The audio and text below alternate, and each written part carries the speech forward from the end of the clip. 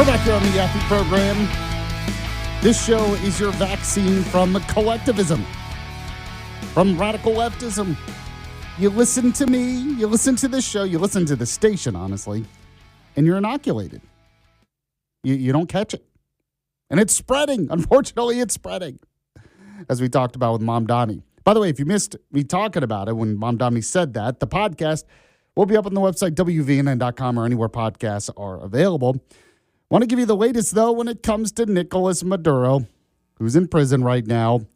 According to Fox 5, which out of New York City, it says deposed Venezuelan leader Nicolas Maduro declared himself innocent and a decent man as he pleaded not guilty to federal drug trafficking charges in a U.S. courtroom on Monday. He says, I'm innocent. I am not guilty. I am a decent man, the president of my country. Now, in court Monday, the judge read Maduro his rights and acknowledged his counsel. Maduro said he had not previously known those rights, but understood them and pleaded not guilty to all 4 federal charges. His wife also pleaded not guilty.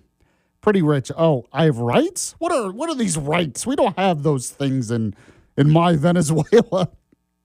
Now, at one point near the end of the hearing, attorney Barry Pollock said his client is head of a sovereign state and entitled to the privilege that the status ensures. Pollock said there were questions about the legality of his military abduction and that there would be a lot, basically, pretrial filings to address those legal challenges. Now, Maduro was seen wearing a black T-shirt over a prison orange top as he entered the courtroom, uncuffed and hands-free, towering over his counsel. He wore headphones, presumably for translation, and sat down immediately, beginning to write on a legal pad. So he says he is innocent. Now, what is the legal case here? Because remember, the Trump administration overall is saying that this is a law enforcement action. More than anything, yes, the military helped, but ultimately this was about his indictment, going to get him and bringing him to justice in a court. Now, we all know it's much more than that, but the case is a part of it. So what does this look like? Well, apparently there is a lot of legal precedent for this. We did the same thing with Ortega back in the 80s. And someone who was a big part of that was former Attorney General Bill Barr. And he was on Fox News yesterday. I didn't get a chance to play these cuts yesterday, so I wanted to get to it today to kind of give that a legal analysis, because I'm not a legal expert. I can talk to them. I talk to them all the time on the show. But I thought he made a pretty good point here. So go ahead if you can, Bugsy. Play Bill Barr cut 1 for me. Yeah, I have a high degree of confidence he'll ultimately be convicted, and all the legal arguments that have been raised really were raised during the prosecution of Noriega, which was a very parallel situation. Which you also oversaw. Right. And I think they will be rejected, and I think he will be convicted, and I think he's looking at sentences similar to, if not bigger than, Noriega's sentence. He's committed far more crimes in my mind than Noriega did, and Noriega got a 40-year sentence, which was reduced to 30, but then he also served time in France and then later in Panama, where he died. So it's an interesting example where he could serve in multiple countries, and he was kind of asked about that too. Play a Bill Barr cut 2. And it sounds like, based on my conversation with the Homeland Security Secretary, he could face time behind bars here in the United States as well as possibly abroad as well. Right. Well, if one of the European leaders is willing to crawl out of their hole and actually indict him, because he was one of the biggest source of illegal drugs going into Europe, and if they indict him, then, as in Noriega's case, we might be willing to give him over once he's convicted here, right, to serve additional time in prison in a foreign country. So I think it's very unlikely that this guy ever gets out of prison. Now, it's a little concerning if he serves in another country, goes to Europe, like you said, so he can't ever escape. I don't think Venezuela is going to be able to do like a capture of him and bring him back like we did there. Go ahead and play cut 3 of Bill Barr. During this administration over the past year, they upped the bounty on him through the Rewards for Justice program. I think they were offering $50 million for information that would lead to his capture. Yes. They also designated Tren de Aragua as a domestic and foreign terrorist organization. Do these tools factor into the charges he is now facing? Well, I mean, it shows the unity of purpose and that they had the intention of pursuing him and bringing him to justice. But people get wrapped around the axle about over this dichotomy. Was this law enforcement or was this national defense? And I think what people have to understand is when a group of foreigners, and Panama illustrates this well, when a group of foreigners are engaged in an activity that's directed against the United States, that can both be, at the same time, illegal activity that subjects them to our legal process, but also it can be a national security threat that subjects them to the use of our defense power. And this is that kind of situation. And that's why the president, I think, could use defense powers in interdicting the boats and can turn to his law enforcement powers because it's really our choice of what's best for the American people. And he's decided to bring him to justice and use law enforcement powers. And, I think that's admirable, and it shows a great deal of restraint.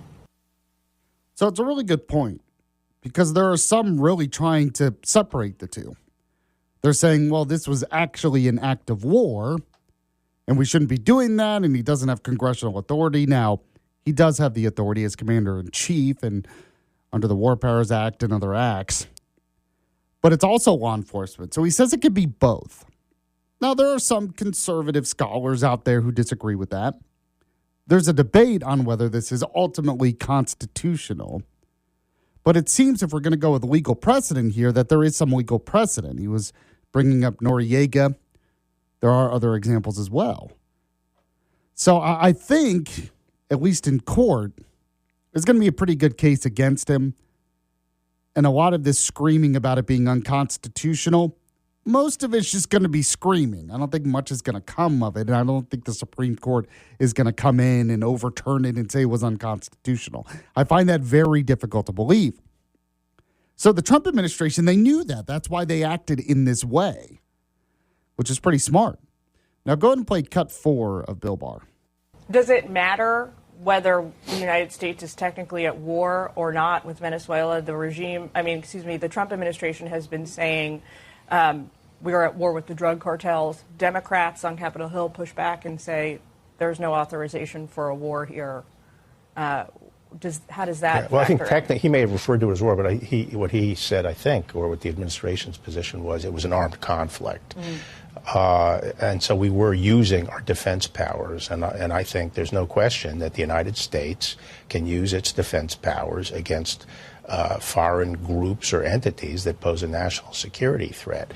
But in terms of the arrest of and the prosecution of Noriega, that's a law enforcement exercise, and it's going to be upheld as such. We've been through this before. Now, there's discussion of, well, how does that justify coming in and, quote, playing a role in the future of the country?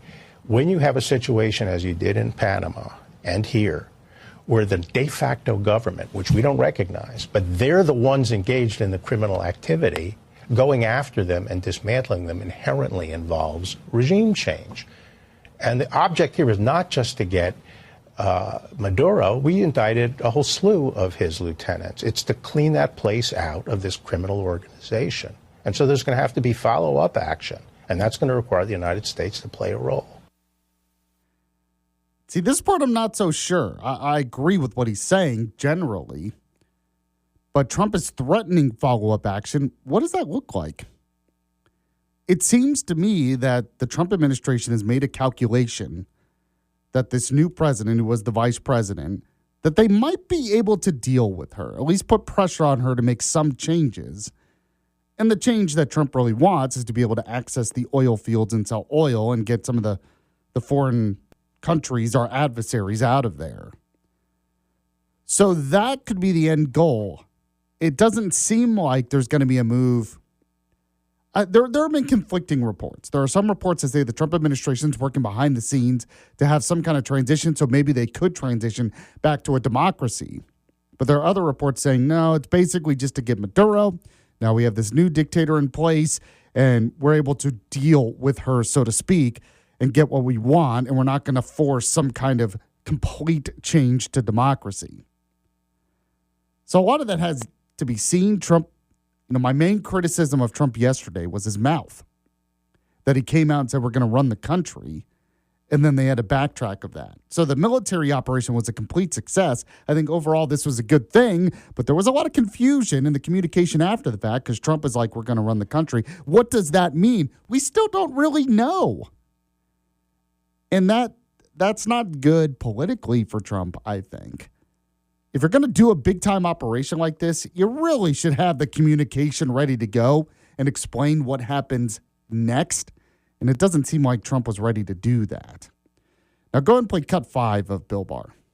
So why are cabinet officials and the president so loath to use the term regime change? When that was so clearly what it is. It's unfortunately it's gotten a bad reputation because of its use in progressive circles. But let's go back to the Barbary pilots under the Jefferson administration. The original plan there was to change the Pasha and substitute his relative who was pro-American. It was regime change was the original plan. And Congress was not approving it, okay? And throughout our history, it's become necessary sometimes in carrying out law enforcement or suppressing banditry or some other thing like that to change a regime. And it's not a declaration of war. It may involve armed conflict. So he's basically saying it's not a full-scale declaration of war to change a regime here, but maybe the end result is to get a regime change by putting pressure on them and then taking out this dictator. Like I said, because of some of the miscommunication here by Trump, I don't really know. A lot of people don't know what the end result is going to be. And that's frustrating. I have to admit, it is frustrating. Want you to tell me what you think on our WVNN Hot Take text line, or I like to call it the Yaffee text line, 866-494-9866, 866-494-WVNN. Speaking of President Trump, he had some interesting things to say about Tim Walz, who decided not to run for re-election. We'll get to that next. Though, first, I want to tell you right now, guys, is your New Year's resolution to get more things done, but maybe you don't have the energy you used to. You don't have the motivation you used to. You don't have the drive you used to. Well, you only got one life. It's too short for not nows or maybe laters. Oh, I'll get to that tomorrow. That's why if you have a New Year's resolution to do better, I want you to contact the Huntsville Men's Clinic. Give the Huntsville Men's Clinic a call today, 256-368-0333.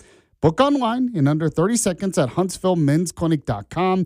They can check your testosterone. They deal with guys who have issues with low testosterone, which, yes, can affect your relationships, your confidence, and even your career. Maybe it's already been affected. They have real treatments that are specifically tailored to you at the Huntsville Men's Clinic. Since 2020, they've pioneered men's health in North Alabama to make sure you get the safest, most effective treatment. So give them a call, make an appointment, 256-368-0333, or book online in under 30 seconds at huntsvillemensclinic.com. Huntsville Men's Clinic for every man in every season of life. Let them know you heard about it from Yaffee. Back in a moment on the Yaffee program. You're listening to Yaffee on WVNN. Nobody does selling better than Shopify. Shopify is the home of the #1 checkout on the planet. And the not-so-secret secret, with Shop Pay that boosts conversions up to 50%, meaning way less carts go abandoned and way more sales going through. So if you're into growing your business, your commerce platform better be ready to sell wherever your customers are scrolling or strolling. On the web, in your store, in their feed, and everywhere in between. Businesses that sell more, sell on Shopify. Upgrade your business and get the same checkout that Skims uses. Sign up for your $1 per month trial period for 3 months at shopify.com/Westwood1, all lowercase. Go to shopify.com/Westwood1 to upgrade your selling today. Shopify.com/Westwood1. Hey, I'm Chris Van Vliet. This is Insight with Chris Van Vliet. Go behind the scenes and beyond the headlines with people like John Cena. That's where Never Give Up comes from. I wasn't Brock. I wasn't Roman. I wasn't Dwayne. I was last. And the biggest names in pro wrestling and beyond. It's a legitimate interview. This is Insight with Chris Van Vliet. Insight with Chris Van Vliet. Follow and listen on your favorite platform. Get ready for The Rush with Max Crosby. If it was going to happen, why not this year? All-pro defensive end Max Crosby takes you beyond the field with exclusive insights. I love when people sleep, uncertain people, because you just know they're going to make everyone look stupid. Moments everyone's talking about. Hit 5 in a row, brother. We're going to the Pro Bowl again. Come on, baby! Been through a lot, and we're just getting rolling. The Rush. It's a roller coaster of emotions. Follow and listen on your favorite platform.